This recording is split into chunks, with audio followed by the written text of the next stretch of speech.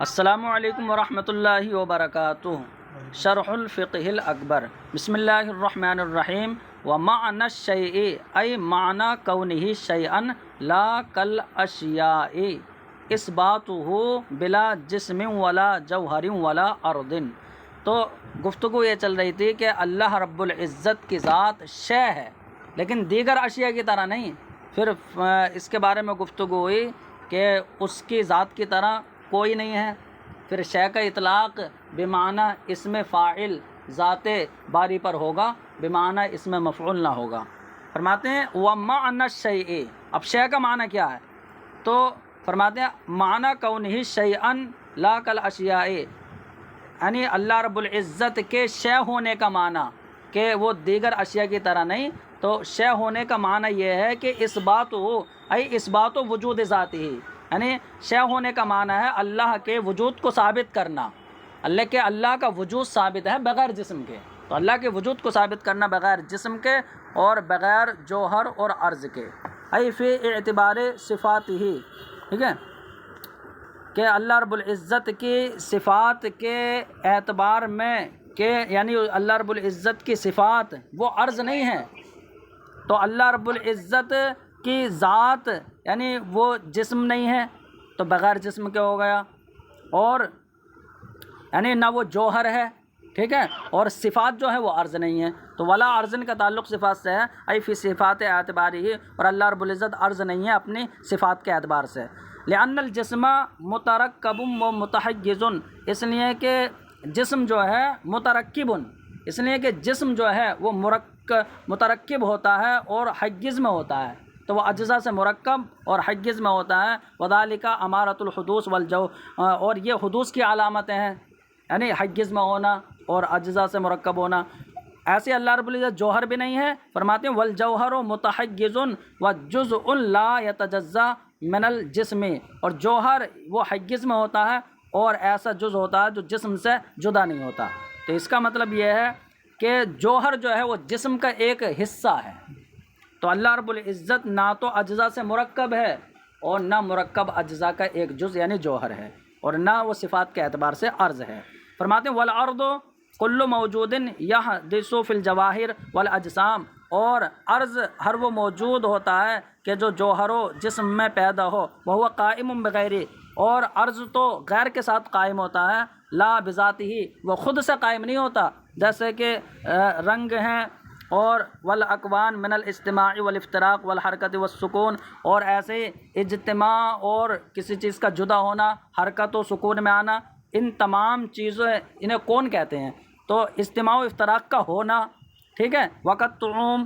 والروائح، اور ایسے ذائقے اور خوشبوئیں، تو یہ تمام جو ہیں عرض ہیں، یہ غیر کے ساتھ قائم ہوتی ہیں، خود سے قائم نہیں ہوتی ہیں۔ تو اللہ رب العزت نہ جسم کے اجزاء سے مرکب ہو، نہ جوہر کے اجزاء کا ایک جز ہو، اور نہ عرض کے غیر کے ساتھ قائم ہو، یعنی اپنی صفات کے اعتبار سے عرض نہیں۔ واللہ تعالی منزہ عن ذلک، اللہ سب سے پاک ہے۔ وحاصلہ ان العالم اعیان و اعراض، اور حاصل یہ ہے کہ عالم وہ عین اور عرض کا نام ہے، اعیان و اعراض کا نام ہے۔ والاعیان ما لہ قیام بذاتہ، اور اعیان وہ چیز ہوتی ہے کہ جس کا قیام جو ہے وہ بالذات ہو، ٹھیک ہے، وہ بالذات قیام ہوتا ہے، مطلب دوسرے کے ساتھ قائم نہیں ہوتی۔ تو اعیان وہ چیز ہوتی ہے کہ جس کا قیام جو ہے اپنی ذات سے ہو، بالذات قیام ہو۔ وہو اما مرکب، اب یہ مرکب ہے عین تو وہی جسم ہوتا ہے، غیر مرکب ہو صرف ایک جز ہو تو وہ جوہر ہوتا ہے، اور یہی الجزء الذی لا یتجزا ہے۔ واللہ سبحانہ منزہ عن ذلک کلہ، اور اللہ رب العزت یعنی جسم سے بھی پاک ہے اور جوہر سے بھی پاک، تو اللہ رب العزت کی ذات ما سوی العالم ہے، ٹھیک ہے، تو اللہ رب العزت تمام سے پاک ہے۔ فرماتے ہیں کہ وما احسن قول الرازی، امام رازی رحمہ اللہ کی بات کتنی اچھی ہے کہ انہوں نے فرمایا المجسم ما عبد اللہ قط، کہ مجسم جو ہوتا ہے نا، جو جسمیت کو ثابت کرتا ہے، تو اس نے کبھی بھی اللہ رب العزت کی عبادت نہیں کی، اس لیے کہ وہ تو اسے خدا مانتا ہے کہ جو اس کے ذہن و دماغ میں صورت ہے، تو وہ تو اس جسم کی جو ہے عبادت کرتا ہے، اللہ رب العزت کی اس نے کبھی عبادت نہیں کہ اس لیے کہ اللہ کی ذات تو نہ متصور ہو سکتی ہے اور نہ جو ہے اس کی کوئی حد ہے۔ فرماتے ہیں کہ لِأَنَّهُ يَعْبُدُ مَا تَصَوَّرَهُ فِي وَهْمِهِ مِنَ الصُّورَةِ، من الصورہ ماں کا بیان ہے، اس لیے کہ وہ تو اس تصویر و صورت کی عبادت کرتا ہے کہ جس کا تصور اس نے اپنے وہم میں بنا لیا ہے۔ واللہ تعالی منزہ عن ذلک، اور اللہ رب العزت یعنی اس صورت سے پاک ہے، ذہن میں آنے سے پاک ہے۔ وَنُقِلَ أَنَّ أَبَا حنیفہ سُئِلَ عن الکلام فی الاعراض والاجسام، اور منقول یہ ہے کہ امام اعظم سے عرض اور جسم کے بارے میں یعنی کلام میں جسم اعراض و جسم کے متعلق کلام کے بارے میں پوچھا گیا، تو اب انہوں نے فرمایا کہ لعن اللہ عمرو بن عبید، کہ یعنی جسم اور عرض کے بارے میں جو گفتگو ہو گئی نا علم کلام میں، تو وہ اس لیے کہ عمرو ابن عبید نے سب سے پہلے گفتگو کی تھی کہ اللہ جسم ہے یا عرض ہے، تو اس نے گفتگو کر دی، تو امام اعظم نے فرمایا کہ اللہ کی لعنت ہو عمرو ابن عبید پر، ہوا فتح علی الناس الکلام فی ھذا، وہی شخص ہے کہ جس نے لوگوں پر اس بارے میں گفتگو کا دروازہ کھولا ہے کہ اللہ جوہر ہے یا عرض ہے، ٹھیک ہے۔ ولا حد لہ ای لیس لہ حد ولا نہایہ، یعنی اللہ رب العزت کے لیے نہ کوئی حد ہے نہ انتہا ہے۔ ولا ضد لہ، اور اللہ رب العزت کی کوئی ضد نہیں ہے، ضد کا مطلب کوئی منازع ہو، کوئی اسے روکنے والا ہو، تو اللہ رب العزت کے لیے کوئی منازع کوئی روکنے والا نہیں ہے کبھی بھی، نہ تو یعنی ابتدا میں نہ انتہا میں۔ ولا ند لہ، اور اللہ رب العزت کا کوئی ہمسر بھی نہیں ہے، ای لا شبیہ لہ، یعنی نہ تو اس کا کوئی مشابہ ہے نہ اس کا کوئی شریک ہے، کما قال اللہ تعالی، جیسے کہ اللہ کا فرمان ہے فلا تجعلوا للہ اندادا، کہ اللہ کے ہمسر نہ بناؤ، ٹھیک ہے، یعنی ای بالاصنام وغیرہ من الانام، تو اللہ رب العزت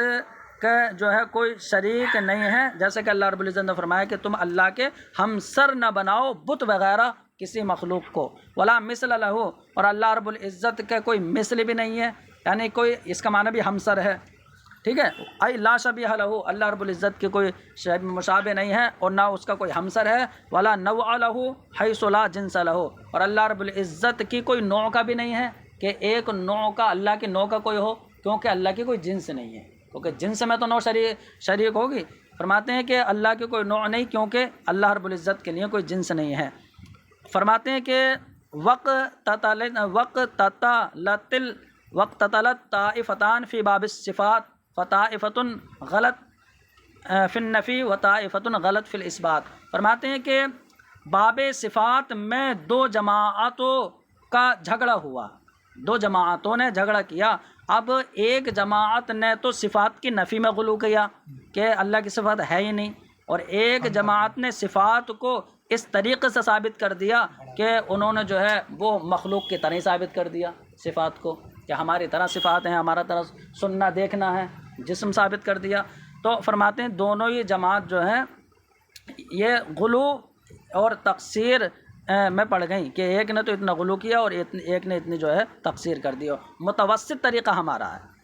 تو ایک جماعت تو صفات کی نفی میں غلو کرنے لگی اور ایک نے صفات کو ثابت کرنے میں غلو کیا۔ وَنَحْنُ سِرْنَا إِلَى الطَّرِيقِ الْمُتَوَسِّطِ بَيْنَ الْغُلُوِّ وَالتَّقْصِيرِ، اور ہم جو ہے اس راستے کی طرف گئے کہ جو غلو اور تقصیر کے درمیان ہے، مطلب نہ تو جو ہے اس میں افراط ہے نہ تفریط ہے، بلکہ درمیانی راہ کی طرف ہم گئے۔ فَأَثْبَتْنَا صِفَاتِ الْكَمَالِ وَنَفَيْنَا الْمُمَاثَلَةَ مِنْ جَمِيعِ الْأَحْوَالِ، تو ہم نے صفات کمالیہ کو ثابت کیا، تو معتزلہ کے خلاف کیا ہم نے، اور ہم نے تمام حالتوں سے اللہ رب العزت کی مماثلت کی نفی کی کہ کسی بھی اعتبار سے کوئی اس کے مماثل نہیں ہے، تو ہم نے جو مجسمہ فرقہ ہے اس کی نفی کی۔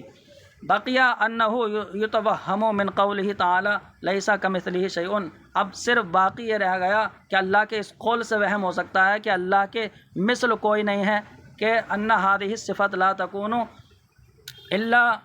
مخصوصۃ بحضرتہ تعالی، ٹھیک ہے، فرماتے ہیں کہ یعنی اس قول سے وہم کیا جانا باقی رہ گیا کہ یہ صفت جو ہے اللہ کے مثل کوئی نہیں، تو لیس کمثلہ شیء اللہ کی صفت بن گیا، اللہ کے مثل کوئی نہیں۔ فرماتے ہیں کہ عدم سے یہ اعتراض ہو جائے گا کہ عدم ایسی چیز ہے کہ اس کے مثل کوئی نہیں، عدم کے مثل کوئی نہیں، تو لیس کمثلہ شیء عدم کی بھی صفت ہے، اللہ کے مثل کوئی نہیں، تو لیسا کا مثل شے اللہ کی بھی صفت ہے، تو عدم جو ہے وہ لیسا کا مثل شے میں جو ہے وہ اللہ کا شریک ہو تو گیا۔ تو فرماتے ہیں یا اگر اعتراض کوئی باقی رکھتا ہے تو ہم کہیں گے اللہ لیسا کا مثل شے تو ہے، لیکن قرآن کہتا ہے هو السمیع البصیر، وہ سمیع و بصیر بھی تو ہے، اور عدم جو ہے وہ سمیع و بصیر نہیں ہے، وہ تو خود معدوم ہے۔ فرماتے ہیں کہ ہاں اس سے وہم کیا جانا باقی رہ گیا کہ یہ صفت اللہ رب العزت کی ذات کے ساتھ خاص نہیں ہے، لأن الاختصاص ينتقض بالعدم، اس لیے کہ خاص کرنا جو ہے وہ عدم سے ٹوٹ جائے گا، اس لیے کہ عدم لأن اذ العدم من حیث ہوا عدم، کیونکہ عدم ہونے کی حیثیت سے لیسا کا مثل شے ہے، اس کے مثل کوئی نہیں ہے تو وہ بھی لیسا کا مثل شے ہو گیا۔ تو فرماتے ہیں فقولہ تعالی وهو السمیع البصیر، تو اللہ کا فرمان کہ وہ سننے والا اور دیکھنے والا ہے، دفع لہذا الوہم والخیال والاشکال، تو وہ اس وہم کا اور خیال کا اور اس اشکال کا دفعیہ کر دے گا، یہ اللہ کا فرمان۔ فرماتے فإن من المحال ان يكون العدم سمیعا بصیرا، کیونکہ یہ بات محال ہے کہ عدم جو ہے وہ سمیع و بصیر بن جائے، وہ سمیع و بصیر نہیں بن سکتا۔ وَيُسَمَّى مِثْلُ ذَلِكَ فِي الْكَلَامِ احتراساً، ہاں فرماتے ہیں کہ اور علم کلام میں اس جیسی بات کو احتراز کہا جاتا ہے، کہ یہاں پر جو ہے وہ عدم کے ذریعے جو اعتراض ہو رہا ہے، تو ایسے اعتراض کرنا حقیقت میں جو اعتراض ہوگا نہیں اس سے، لیکن اعتراض بنا کر پیش کرنا یہ احتراز کہا جاتا ہے۔ ومجمل الکلام وزبدۃ المرام ان الواجب لا یشبہ الممکن ولا الممکن یشبہ الواجب، فرماتے ہیں اور خلاصہ کلام اور مقصد مرام یہ ہے، یعنی اور مقصد یہ ہے کہ ان الواجب کے واجب نہ تو ممکن کے مشابہ ہے اور نہ ممکن واجب کے مشابہ ہے، فلیس بمحدود ولا معدود، تو اب جو واجب ہے نہ وہ محدود ہے، نہ وہ گنتی والا ہے، نہ تصور میں آ سکتا ہے، ولا متبعض، اور نہ وہ اجزا والا ہے، نہ حیز میں ہے، نہ جو ہے ترکیب والا ہے، ولا متناہن، نہ اس کی انتہا ہے، ولا یوصف بالمائیت والماہیت، اور نہ اللہ کی ذات جو ہے وہ مائیت سے موصوف ہے، یعنی مائیت و ماہیت سے موصوف نہیں ہے، دونوں کا مطلب ایک ہی ہے، ولا بالکیفیت، اور نہ اللہ کی ذات کیفیت سے موصوف ہے، یعنی اللہ کی ذات جو ہے وہ رنگ، ذائقہ، خوشبو، حرارت و برودت، خشکی وغیرہ صفات اجسام کی کیفیت سے موصوف نہیں ہے، اور نہ اللہ کی ذات کسی مکان میں متمکن، نہ یعنی بلندی و پستی میں متمکن، نہ ان کے علاوہ کسی جگہ میں جو ہے متمکن، ولا یجری علیہ الزمان، اور نہ اللہ رب العزت پر زمانہ جاری ہو، جیسے کہ مشبہ اور مجسمہ اور حلولیہ فرقہ کہتے ہیں، اور نہ اللہ کی ذات کسی میں حلول کیے ہوئے، نہ اس کی ذات کسی کا محل۔ وَلَهُ ای للہ سبحانہ ید و وجہ و نفس، فرماتے ہیں کہ اللہ رب العزت کے لیے ید ہے، وجہ ہے، نفس ہے۔ اب یہاں سے یہ الگ بحث شروع ہوتی ہے۔ فرماتے ہیں کہ اللہ رب العزت کے لیے شریعت نے جو ید، وجہ، نفس وغیرہ کا اطلاق کیا ہے، تو اس میں جو ہے وہ تعویل نہیں کی جائے گی، متقدمین تعویل نہیں کرتے تھے، چاہے امام اعظم وغیرہ، اور جو ہے متاخرین علماء نے موافق شرع جو ہے وہ تعویل کی ہے، تاکہ لوگ یہ اعتراض نہ کریں کہ تمہیں اس کا معنی نہیں پتہ، ہے نہیں، تو یہ اعتراض نہ کریں، اس لیے جو ہے وہ موافق شرع تعویل کر دی ہے۔ لیکن فرماتے ہیں کہ حقیقت میں تعویل نہیں کی جائے گی، کیونکہ اللہ رب العزت کو اگر نعمت کا لفظ کہنا ہوتا تو ید نہ کہتا، پھر وہ نعمت لفظ ہی اللہ رب العزت فرماتا۔ فرماتے ہیں وَلَهُ ای للہ سبحانہ، اللہ رب العزت کے لیے ید ہے، وجہ ہے، نفس ہے، جیسا کہ اس کی ذات و صفات کے لائق ہے، بس یہ کہنا ہے۔ فما ذکرہ اللہ تعالیٰ فی القرآن من ذکر الوجہ، تو جو اللہ رب العزت نے قرآن میں وجہ کا ذکر کیا ہے، جیسا کہ کلو شیء ہالک الا وجہہ، ہر چیز کو ہلاک ہونا ہے سوائے اس کی ذات کے، ایسی اللہ کا فرمان فَأَيْنَمَا تُوَلُّوا فَثَمَّ وَجْهُ اللَّهِ، کہ جہاں بھی تم جو ہے منہ کرو وہیں اللہ کی ذات ہے، اور اللہ کا فرمان ہے وَيَبْقَى وَجْهُ رَبِّكَ، تیرے رب کی ذات جو ہے باقی رہے گی، اور اللہ کا فرمان إِلَّا ابْتِغَاءَ وَجْهِ رَبِّهِ الْأَعْلَىٰ، تو اب إِلَّا ابْتِغَاءَ وَجْهِ رَبِّهِ الْأَعْلَىٰ، یعنی جو بھی وہاں مال خرچ کرے جو دے تو رب کی، اپنے رب اعلیٰ کی خوشنودی کے لیے، ٹھیک ہے، تو یہ جو ہے اس کا بیان ہے۔ فرماتے ہیں ایسے ید کا ذکر جو قرآن میں ہے، جیسا اللہ کا فرمان ید اللہ فوق ایدیہم، اللہ کا دست قدرت سب کے ہاتھوں پر ہے، ٹھیک ہے، اوپر ہے۔ اور اللہ کا فرمان ہے ما منعک ان تسجد لما خلقت بیدی، کہ تجھے کس چیز نے روکا، یعنی کہ تو سجدہ کرے اس کو کہ جس کو میں نے اپنے ہاتھوں سے بنایا۔ تو حضرت آدم کو سجدہ کرنے سے کس چیز نے روکا؟ یہ جو ہے ابلیس سے کہا گیا، ٹھیک ہے۔ تو بیدی ہے یہاں پر، اور اللہ کا فرمان ہے فسبحان الذی بیدہ ملکوت کل شیء، پاک ہے وہ ذات کہ جس کے دست قدرت میں ہر چیز کی بادشاہت ہے۔ اور نفس کا جو اللہ نے ذکر قرآن میں کیا ہے، جیسا کہ حضرت عیسیٰ کی حکایت کے طور پر فرمایا تعلم ما فی نفسی ولا اعلم ما فی نفسک، یعنی کہ تو جانتا ہے اس کو کہ جو میرے نفس میں ہے، اور میں نہیں جانتا ہوں اس کو کہ جو تیرے نفس میں ہے۔ تو اے خدا تجھے تو علم ہے، حضرت عیسیٰ نے یہ کہا تھا کہ جو تیری ذات میں ہے اس کا مجھے علم نہیں۔ وَأَمَّا مَا قِيلَ مِنْ أَنَّ إِطْلَاقَ النَّفْسِ عَلَيْهِ سُبْحَانَهُ مِنْ بَابِ الْمُشَاكَلَةِ فَمَدْفُوعٌ حَيْثُ وَرَدَ مِنْ غَيْرِ الْمُقَابَلَةِ، فرماتے ہیں کہ اور جو یہ بات کہی جاتی ہے نا کہ نفس کا اطلاق اللہ کی ذات پر، تو وہ مشاغلت کے باب سے ہے کہ یہاں پر انہوں نے یہ کہا حضرت عیسیٰ علیہ السلام نے تعلم ما فی نفسی،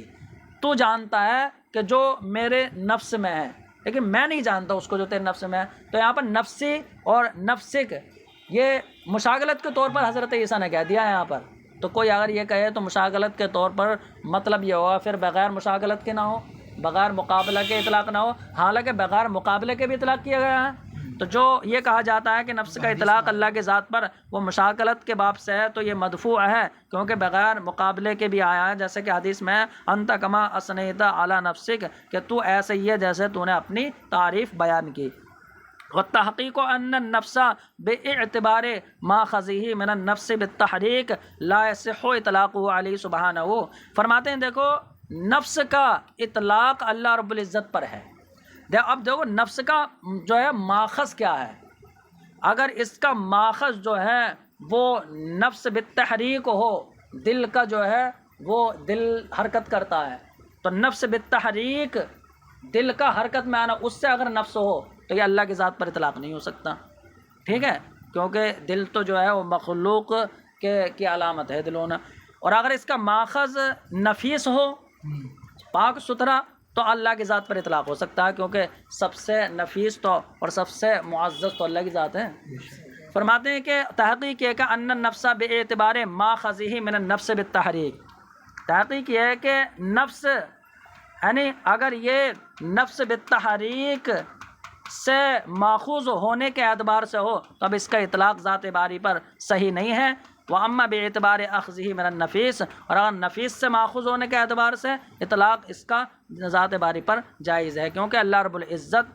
انفس الاشیاء وَأَعَزُّهَا، سب سے نفیس شے اور سب سے عزیز شے ہے،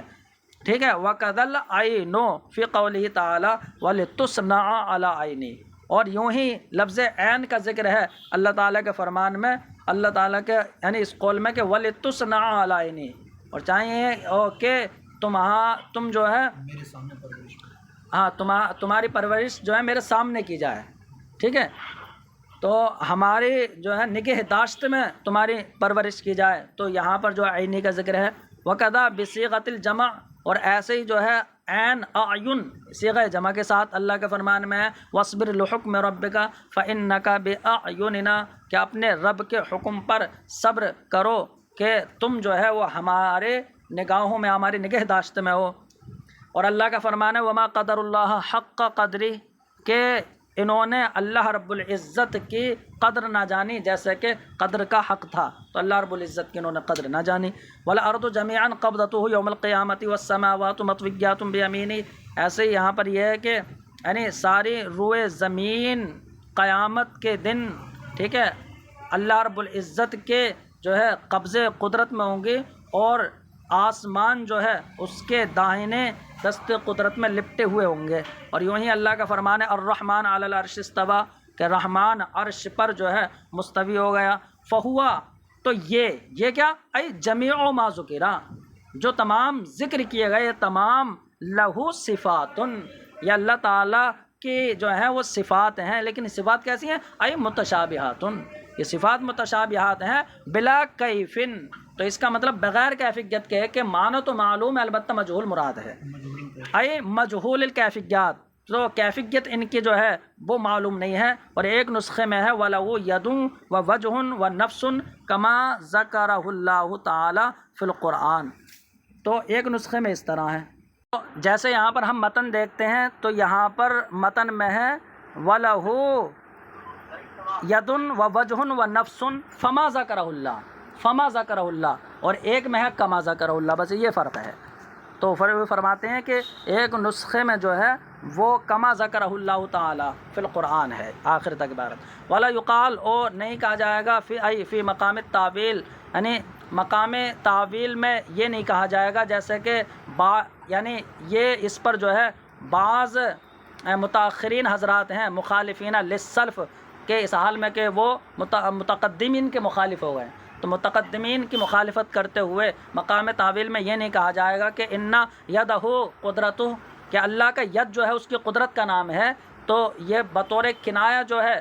وہ ید بول دیا ہے، کیونکہ انسان ہاتھ سے قادر ہوتا ہے، ٹھیک ہے، تو بطور کنایہ اللہ کا ید اس کی قدرت ہے، اور اس کا نعمت ہے، قدرت ہے یا نعمت ہے، اس بنیاد پر کہ ان الید تطلق علی النعمت، کہ ید کا اطلاق نعمت پر ہوتا ہے۔ کیسے ہوتا ہے؟ تو فرماتے ہیں وَمِنْهُ قول الشاطبی، اسی کے متعلق شاطبی کا قول ہے کہ جہاں پر ید بمعنی نعمت ہے، کیسے الیکا یدی منک الایادی تمدھا، تو دیکھو یہاں پر پہلا والا ید کا معنی جو ہے وہ آلے جا رہا ہے، یہ جو ہاتھ ہے، اور دوسرے والا ایادی کا معنی نعمتیں ہیں، تو اب مطلب یہ ہوگا کہ الیکا یدی تمدھا، تیری بارگاہ میں ہی میرا ہاتھ دراز ہوتا ہے۔ کیوں دراز ہوتا ہے؟ منکل آیادی، کہ تیری بارگاہ سے ہی یعنی وہ نعمات کا فیضان ہے، تو نعمتوں کی برسات تیری بارگاہ سے ہے۔ تو قال شارحہ، اس یعنی شارح نے فرمایا کہ المراد بالید ہنا الجارحہ، کہ یہاں ید سے مراد جو ہے وہ آلے جارحہ ہے، اور ایادی ید کی جمع ہے جو نعمت کے معنی میں ہے۔ مطلب شعر کا یہ ہے کہ الایاد الفائدہ من حضرتک حملتنی علی مد یدی الیک فی طلب المسئول و بقیت المأمول، کہ تیری بارگاہ سے یعنی تیری بارگاہ سے ہونے والی نعمتوں نے مجھے اس بات پر ابھار دیا کہ میں اپنے ہاتھ کو تیری بارگاہ میں دراز کروں اپنے سوال کو طلب کرنے میں اور امیدوں کی حصولی میں، ٹھیک ہے۔ فرماتے ہیں وَقَذَا لَا يُقَال، اور ایسے یہ نہ کہا جائے گا کہ اِنَّ وَجْهَهُ ذَاتُهُ وَعَيْنَهُ بَصَرُهُ، ٹھیک ہے، یعنی یہ نہیں کہا جائے گا کہ اللہ کا وجہ جو ہے وہ اس کی ذات ہے، اور اللہ کا عین جو ہے وہ اس کی بصر ہے، وَاسْتِوَاؤُهُ عَلَى الْعَرْشِ اسْتِلَاؤُهُ، اللہ کا عرش پر مستوی ہونے کا مطلب یہ ہے اس پر قبضہ کر لینا، ٹھیک ہے، تو استیلا کے معنی میں ہو تو پتہ نہیں، یہ بھی جو ہے تعویل نہیں کی جائے گی، لِأَنَّ فِيهِ ای فی تعویلہ، اس لیے کہ یہ تعویل کرنے میں جو اللہ کی صفت ید یا وجہ یا جو یہ عین صفت ہیں، ان صفات کو بالکل یہ باطل کرنا ہے نا، ان کا دوسرے معنی میں لینا ہے، تو فرماتے کیونکہ اس تعویل میں ابطال الصفت، صفت کو باطل کرنا ہے، فی الجملہ صفت کو باطل کرنا ہے کہ اس کو اپنے معنی سے پھیر دیا، بالکل یہ تو باطل کرنا نہیں ہے، ٹھیک ہے۔ فرماتے ہیں کہ لِأَنَّهُ تَعَالَى حَيْثُ أَطْلَقَ الْيَدَ وَلَمْ يَذْكُرِ الْقُدْرَةَ وَالنِّعْمَةَ بَدَلَهَا، کیونکہ اللہ رب العزت نے ید کا اطلاق فرمایا ہے، قدرت اور نعمت کا ذکر نہیں کیا ہے ید کے بدلے میں، فالظاہر، تو ظاہر یہ ہے کہ اللہ رب العزت نے